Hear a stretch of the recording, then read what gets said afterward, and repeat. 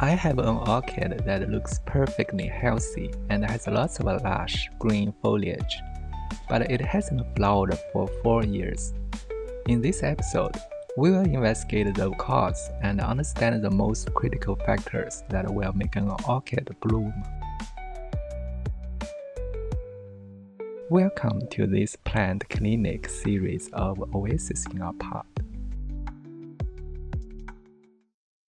I bought 4 orchids in 2020.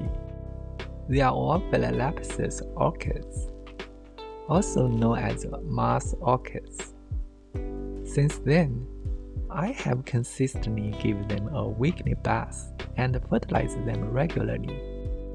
The largest one has bloomed almost every year, although it only produced 1 flower spike each time.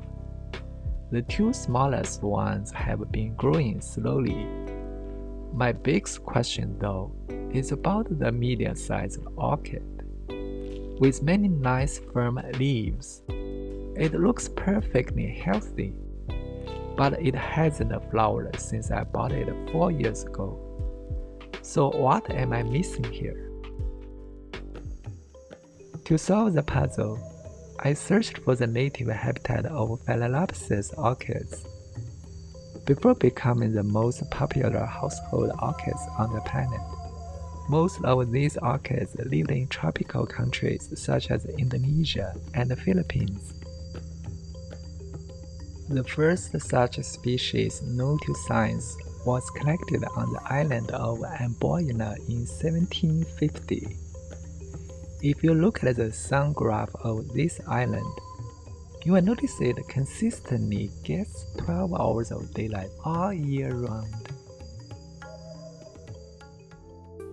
However, Montreal, the Canadian city where I live, often gets less than 9 hours of daylight in winter.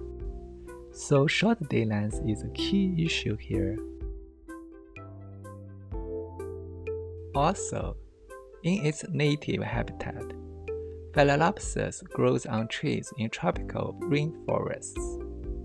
They flourish in bright indirect light.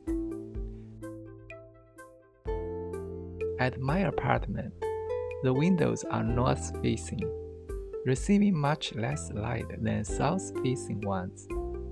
In addition, this orchid was placed 6 feet away from the windows, so low light intensity might be another issue. But these light-related issues are just my speculation. Are there any scientific studies on how light duration and intensity affect the blooming of Phalaenopsis orchids? A 2019 study found that plants tend to grow long and narrow leaves when light intensity decreases. Additionally, as day length and light intensity increased, the number of new leaves, total leaf area, and shoot and root driveways also increased. Overall, the study concluded that longer day length and higher light intensity can promote growth and flowering initiation in Phalaenopsis orchids.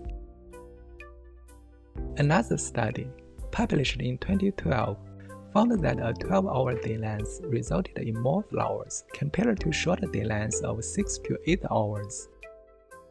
The study concluded that a 12-hour day length with 8 hours of optimal light is sufficient to maximize energy production and flower growth in Phalaenopsis orchids. Concerned by the lack of light, I moved my orchids closer to the window last year. Additionally, I provided supplemental grow lights to compensate for the shorter daylight hours here in Canada during fall and winter. Last December, I noticed 2 spikes emerging from the orchid. Over the next few months, the spikes grew longer and buds started to appear. In April, the first flower bloomed. I was amazed by its stunning cerise color, which I hadn't seen in 4 years. 1 month later, the plant was in full bloom, and it was spectacular. The lesson? A Phalaenopsis orchid requires sufficient light intensity and duration to bloom.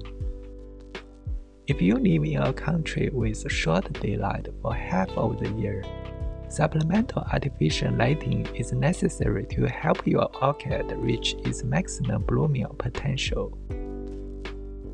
Now, if you are excited to move your orchid to a brighter location, do so gradually so it can acclimate to increase the light levels without being overwhelmed.